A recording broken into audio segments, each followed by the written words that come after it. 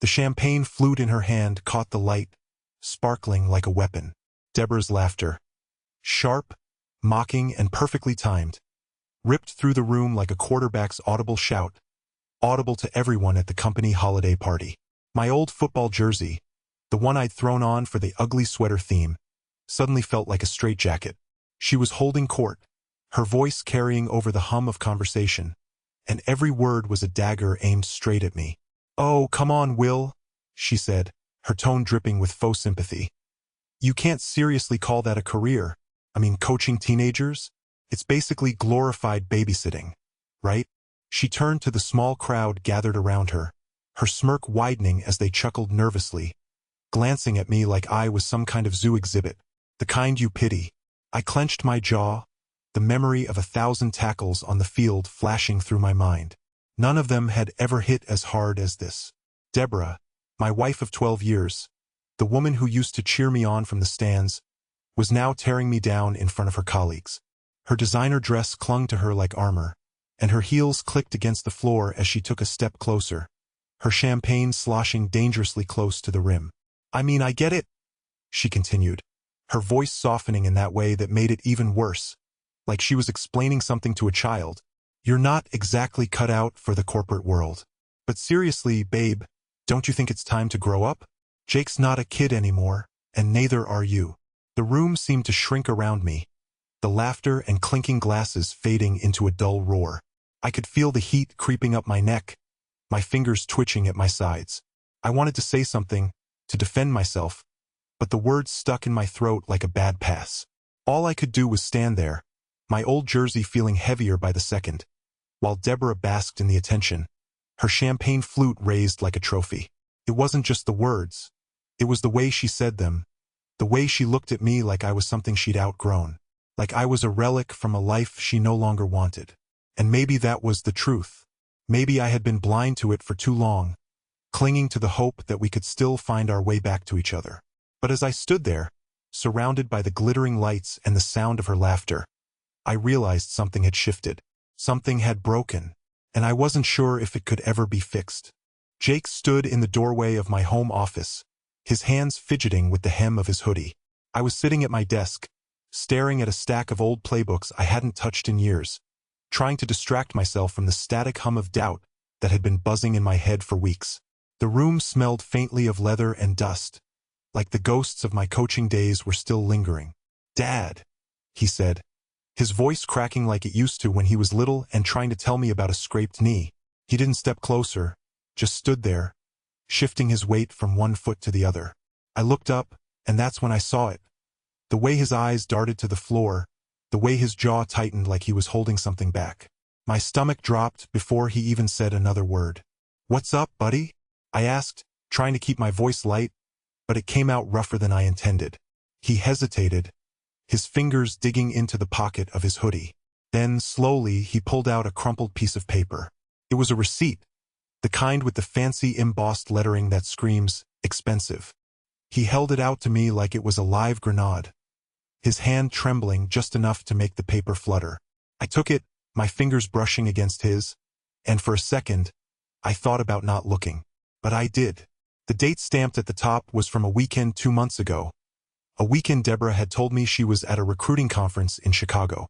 I'd even packed her suitcase for her, joking that she better not come back with any new star players for her team. She'd laughed, that sharp, dismissive laugh she'd perfected over the years, and told me not to worry. But now, here it was, proof that she hadn't been in Chicago at all. She'd been at the Rosewood, a hotel so swanky I'd only ever driven past it, wondering what kind of people could afford to stay there.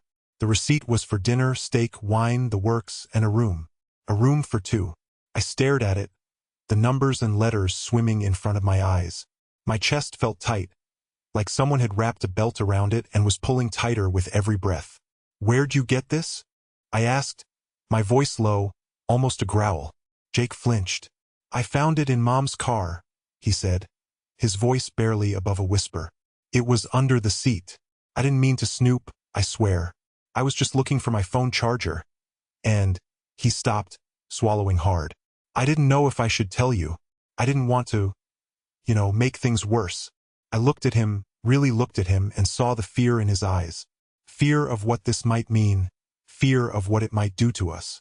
He was just a kid, but he'd been carrying this weight for who knows how long, trying to protect me, protect our family. "Jake," I said, my voice breaking now. "You didn't do anything wrong. This isn't on you, okay? This is—" I trailed off, not sure what to say. What could I say? That his mom was lying to us? That she'd been sneaking around, spending our money on steak dinners and hotel rooms while I was at home, coaching his soccer team and trying to keep everything together? He nodded, but he didn't look convinced. His hands were still shaking, and I could see the guilt written all over his face. "Hey!" I said, standing up and pulling him into a hug. He stiffened at first, like he wasn't sure if he deserved it. But then he melted into me, his face buried in my shoulder. "You did the right thing, Jake. I'm glad you told me." We stood like that for a long time, the silence between us heavy but not uncomfortable. The receipt was still clutched in my hand, the edges digging into my palm, but I didn't care. All I cared about was the kid in my arms, the one who'd been brave enough to hand me the truth, even when it hurt. When we finally pulled apart, I reached for the car keys on my desk. They felt cold and heavy in my hand, like they didn't belong there anymore. "I need to make a few calls," I said, my voice steady now. "But first, let's grab some dinner. Just you and me, okay?" He nodded, relief washing over his face like a wave. "Okay, Dad." As we walked out of the room, I glanced back at the receipt on my desk. It was just a piece of paper, but it felt like a bomb waiting to go off. And I knew, deep down, that this was only the beginning. The room felt colder than it should have been, the kind of chill that settles in your bones and doesn't let go. I stood there, holding the crumpled hotel receipt Jake had given me, the edges of the paper digging into my palm.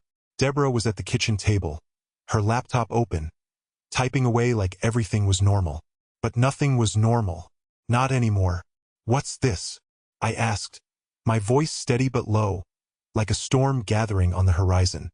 I slid the receipt across the table. Her fingers froze mid-type, hovering over the keyboard. Then she looked up, and I saw it. The flicker in her eyes, the way her face drained of color, like someone had pulled a plug. "Oh, that," she said, forcing a laugh that sounded more like a cough. "It's nothing. Just a networking thing. You know how it is, schmoozing potential clients. It's part of the job." She reached for the receipt, but I was faster, snatching it back. Her hand hovered in the air for a second before she dropped it into her lap. "Networking?" I repeated, my jaw tightening. "At a luxury hotel on a weekend you said you were at a conference? With a man whose name I don't even know." Her lips pressed into a thin line, and she slammed the laptop shut. The sharp click echoed in the silence. "Why are you acting like this, William? It's not a big deal. You're being paranoid." "Paranoid?" I shot back, my voice rising. "You're the one sneaking around, Deborah. Don't turn this around on me." She stood up, her chair scraping against the floor, and crossed her arms. "You know what? This is exactly why I didn't tell you. Because you'd blow it out of proportion. You always do. You're so insecure. It's exhausting." Her words hit like a punch to the gut. Insecure? Exhausting? I wanted to scream, to throw something, but I just stood there, gripping that damn receipt like it was the only thing keeping me grounded. The air between us crackled with tension, thick enough to cut with a knife. "You're lying," I said finally, my voice quiet but firm. "And I'm not going to let you gaslight me into thinking this is my fault. I deserve the truth, Deborah." She rolled her eyes, a dismissive gesture that made my blood boil. "Oh, please, you're so dramatic. It's just business, William. You wouldn't understand." "Try me," I snapped.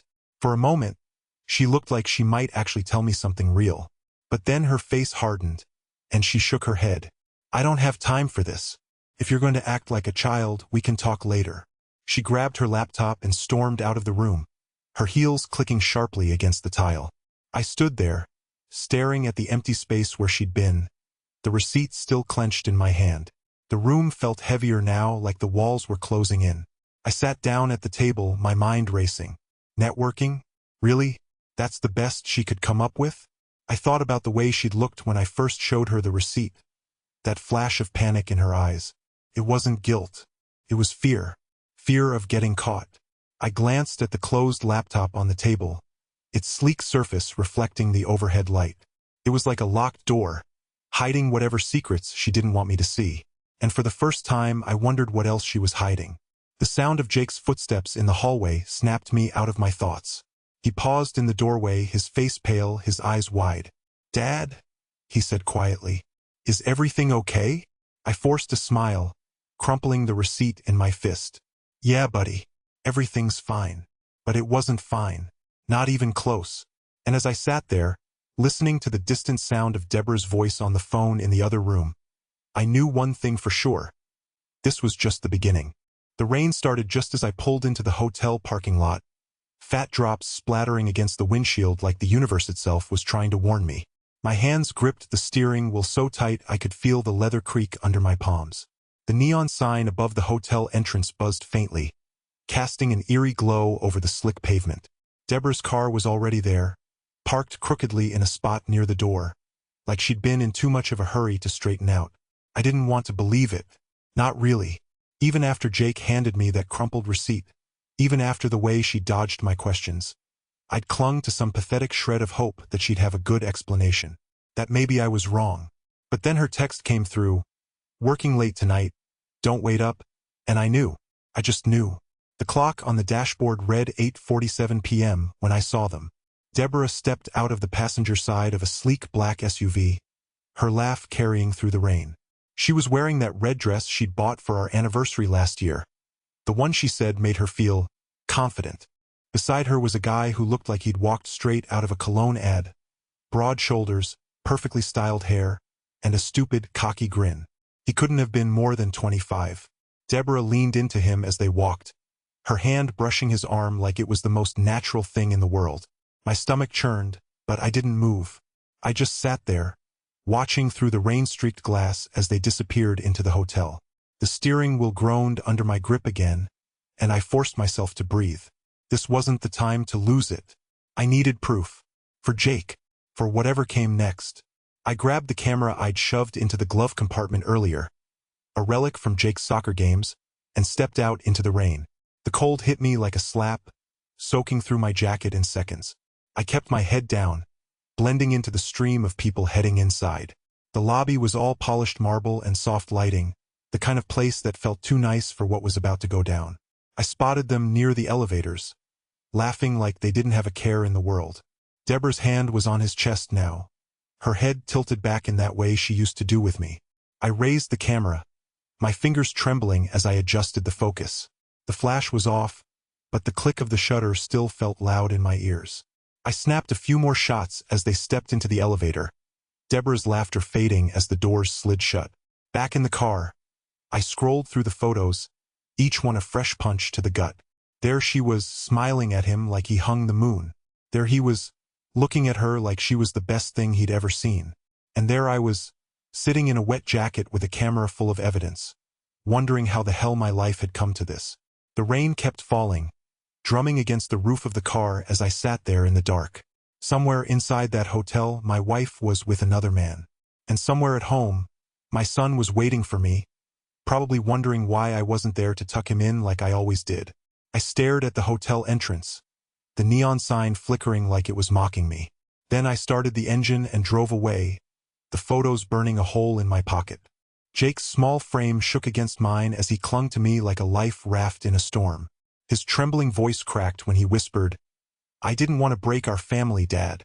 The words hit me like a freight train, and I tightened my grip around him, my chest aching with a mix of anger and helplessness. My eyes flicked to the family photo hanging on the wall behind him. Deborah's smiling face frozen in time, arm around Jake, me standing tall with my coaching whistle around my neck. A lie, all of it. "Look at me, buddy," I said, pulling back just enough to meet his tear-filled eyes. His cheeks were streaked, his breath hitching like he was fighting to keep it together. "This isn't on you. You hear me? None of this is your fault. You didn't break anything."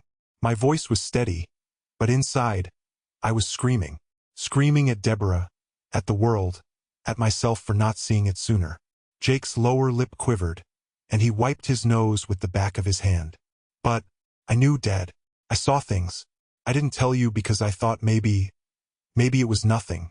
Maybe I was wrong. His voice was so small, so uncertain, and it broke me. He'd been carrying this weight alone, a kid trying to protect his dad from the truth because he was afraid of what it would do to us. To me, I cupped his face in my hands, rough calluses from years of coaching brushing against his soft skin. Jake, listen to me. You're the bravest kid I know. You tried to hold this family together, and that's more than anyone could ask of you. But this mess is not yours to fix. That's my job. I'm your dad, and I'm going to make this right, no matter what. He nodded, but the doubt still lingered in his eyes, and it killed me.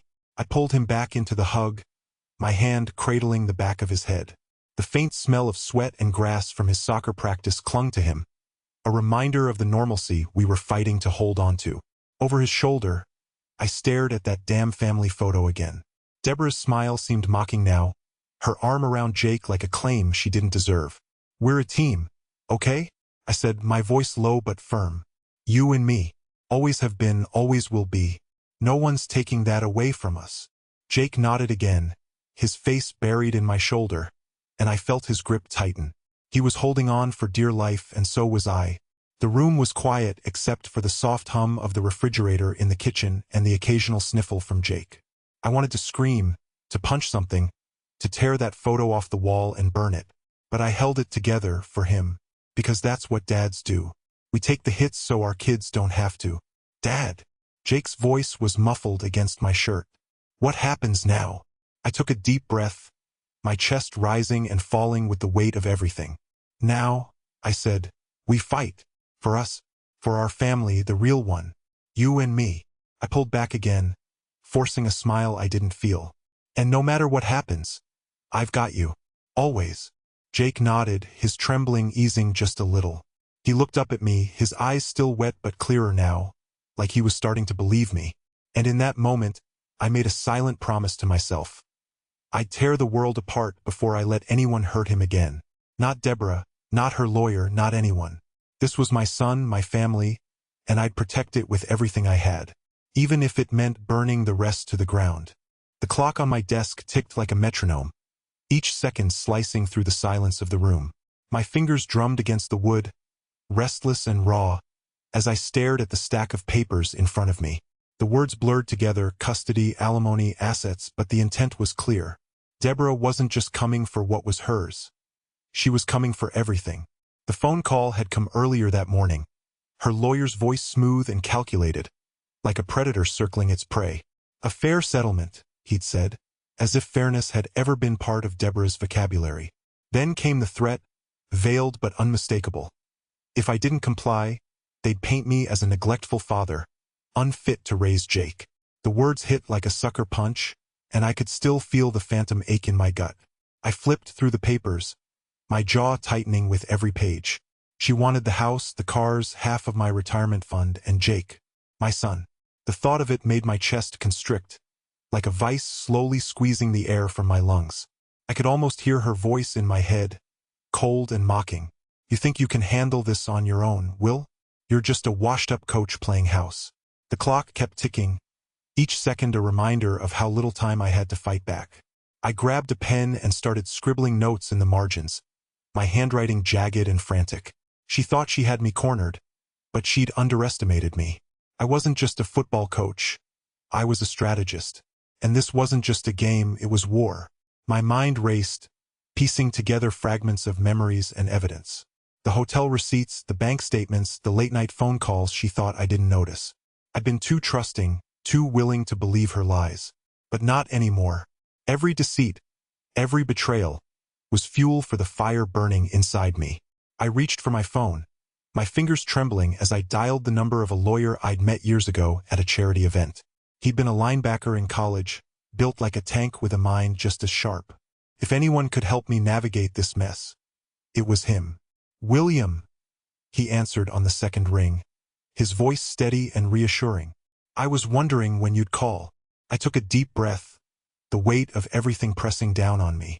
I need your help, I said, my voice cracking under the strain. Deborah's coming for Jake, and I can't let her win. There was a pause on the other end, and I could almost hear the gears turning in his mind. We'll fight this, he said finally. But you need to be ready. She's not going to play fair. I glanced at the clock again, the ticking now a steady rhythm in the back of my mind. Neither am I. The kitchen table was cluttered with papers, a battlefield of numbers and dates that told a story I didn't want to believe. My coffee had gone cold hours ago, but I couldn't bring myself to care. The bank statement sat in front of me, the numbers glaring like accusations. $50,000. Gone. Just like that. My hands trembled as I traced the line of transactions with a pen, the ink bleeding into the cheap printer paper. Each one was a knife twist, a reminder of how blind I'd been. I'd hired the forensic accountant on a hunch. Deborah had always been good with money, or so I thought. She handled the bills, the investments, the savings accounts. I trusted her. Big mistake. The accountant, a wiry guy named Greg with glasses thick enough to stop a bullet, had called me that morning. His voice was calm, almost apologetic, like he was delivering a terminal diagnosis. "William," he'd said, "you're going to want to sit down for this." The first red flag was the secret account. Deborah had opened it 2 years ago, right around the time she started working late more often. The withdrawals were regular, always in cash, always just under the amount that would trigger a bank alert. Clever. Too clever. Greg had dug deeper, uncovering a trail of hidden credit cards and maxed-out balances. She'd been living a double life, and I'd been footing the bill. My stomach churned as I flipped through the pages. There were charges for luxury hotels, fancy dinners, even a goddamn Rolex.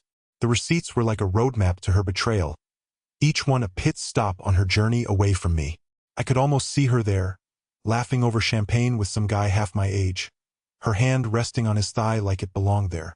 The image made me want to punch a hole in the wall, but I couldn't. Jake was asleep upstairs, and the last thing he needed was to hear his dad losing it in the middle of the night. Instead, I sat there, numb, staring at the calculator like it held the answers to questions I didn't even know how to ask. The numbers didn't lie. She'd bled us dry, all while pretending everything was fine. I thought about the fights we'd had, the times she'd accused me of being paranoid, of not trusting her. Now I knew why. She'd been gaslighting me, turning my suspicions into proof of my own inadequacy. And I'd fallen for it. Every damn time. The final blow came when Greg showed me the transfers to her lover's account. It wasn't just the money, it was the sheer audacity. She'd been funding his life, buying him gifts, paying his rent. I felt like a fool, a cuckold in my own marriage.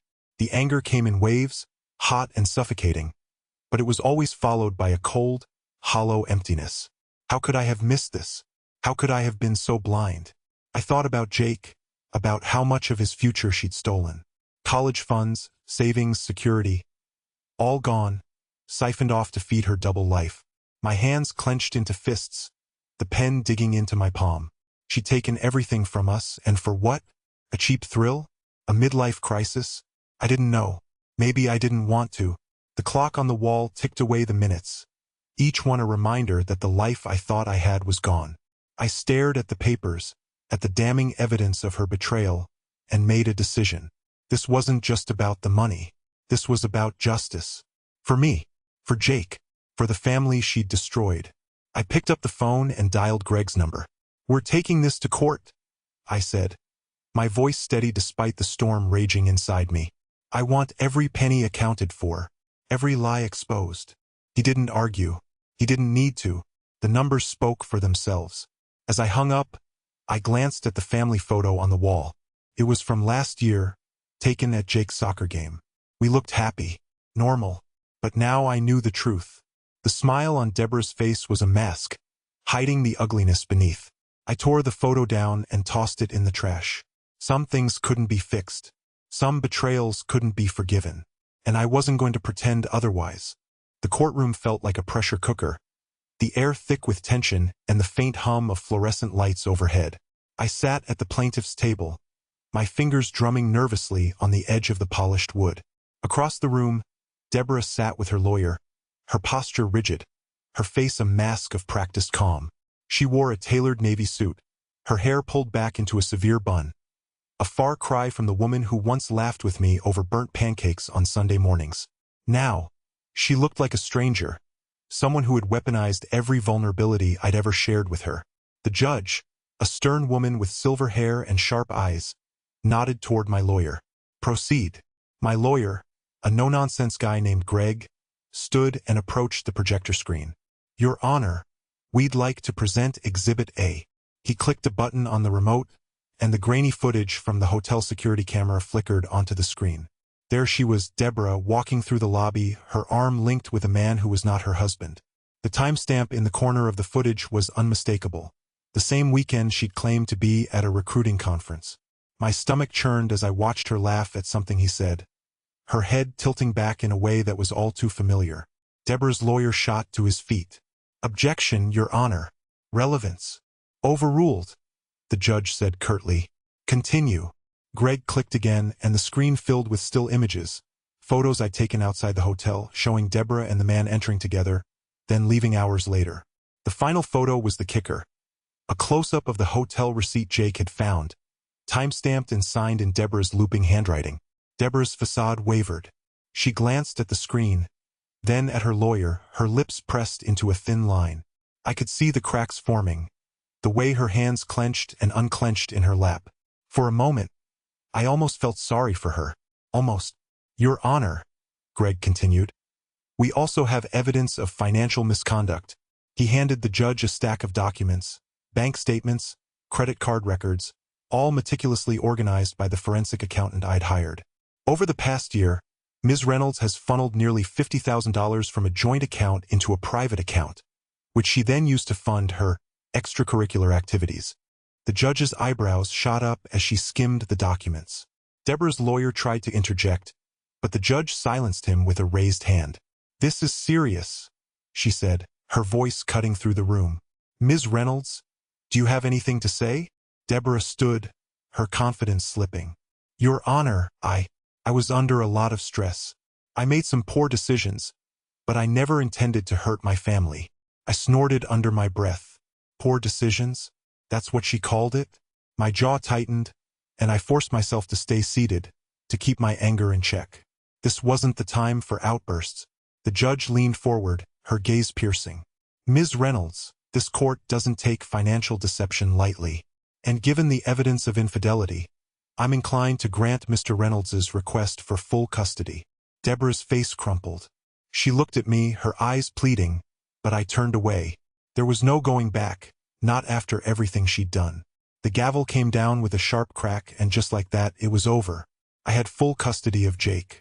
Deborah was ordered to pay back the misappropriated funds, and would only be allowed supervised visits with our son.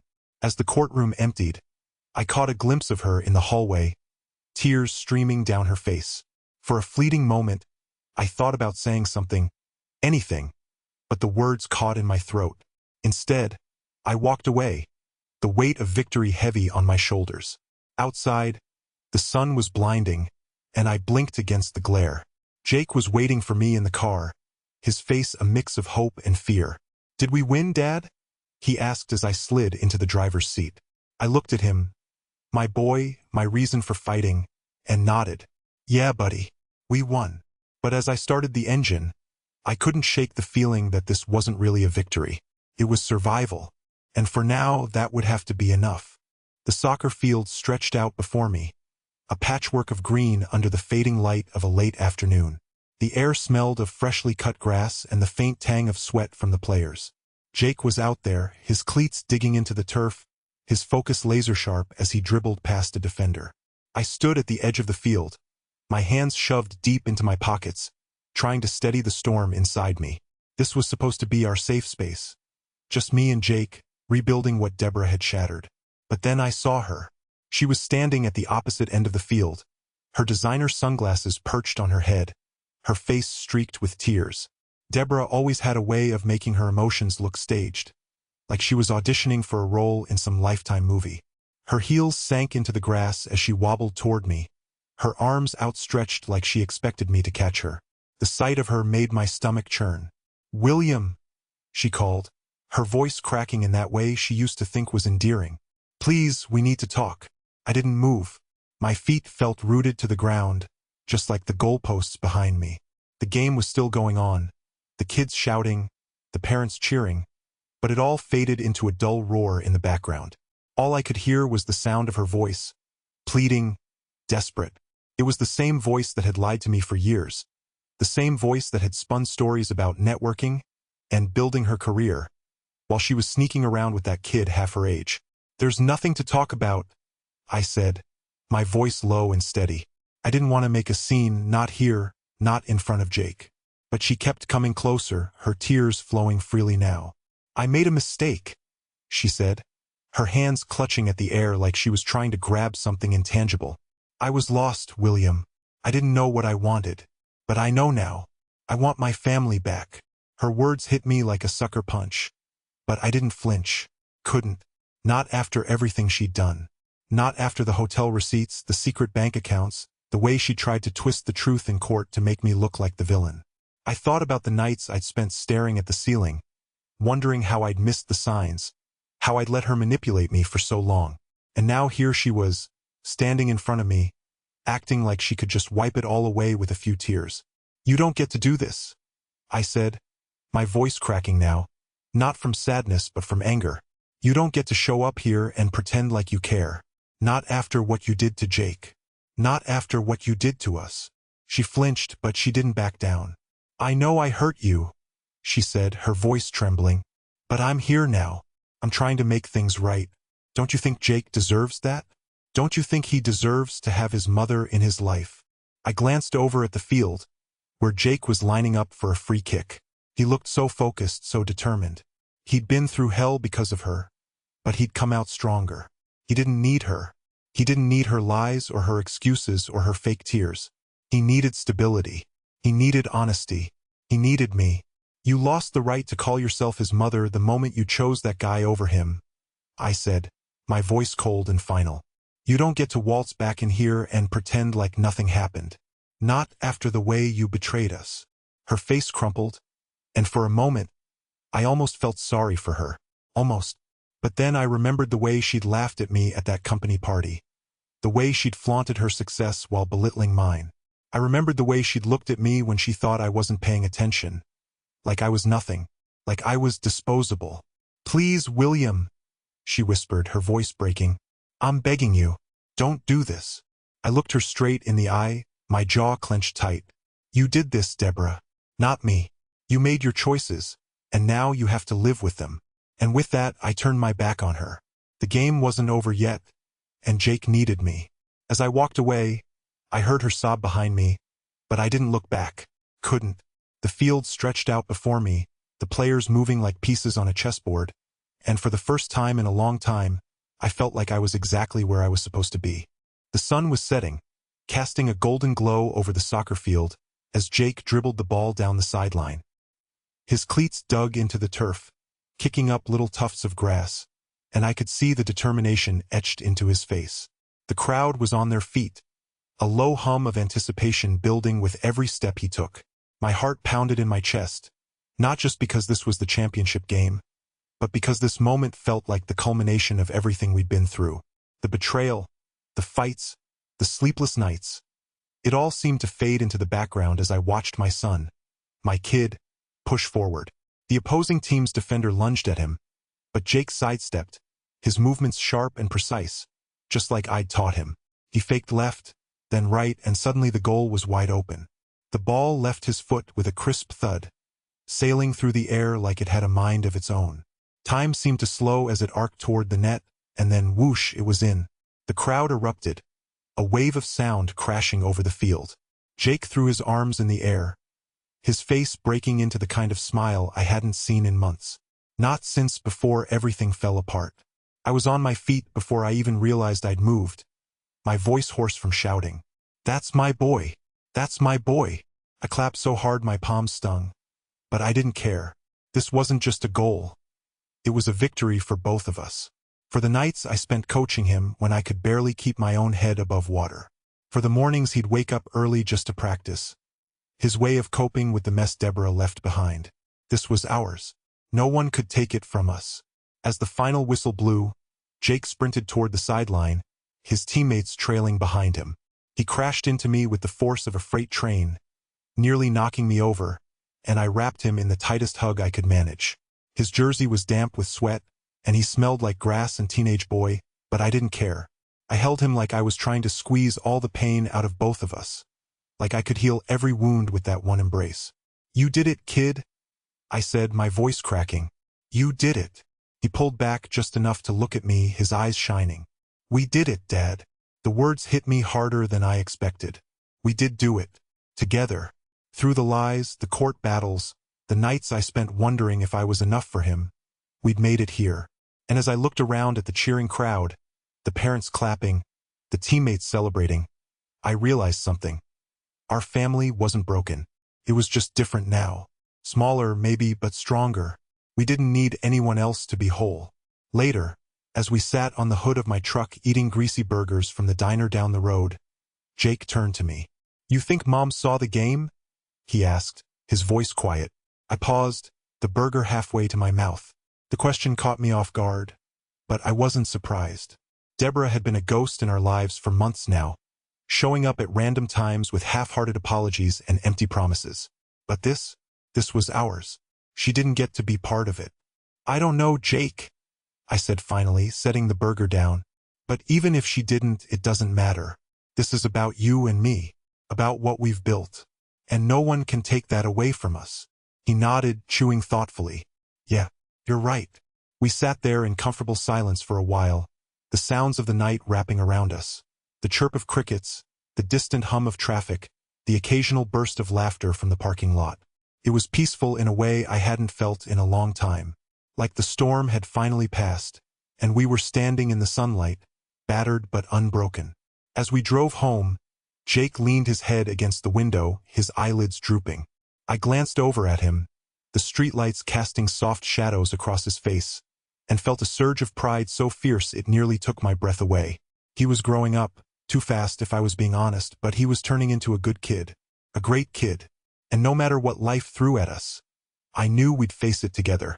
When we got home, I carried his soccer ball inside, the same one he'd been kicking around since he was little. It was scuffed and worn, the stitching starting to come loose in places, but it was still holding up, just like us. As I set it down on the kitchen counter, Jake yawned and mumbled something about needing a shower. I ruffled his hair, smiling. "Go ahead, champ. I'll clean up out here." He nodded sleepily and shuffled off down the hall.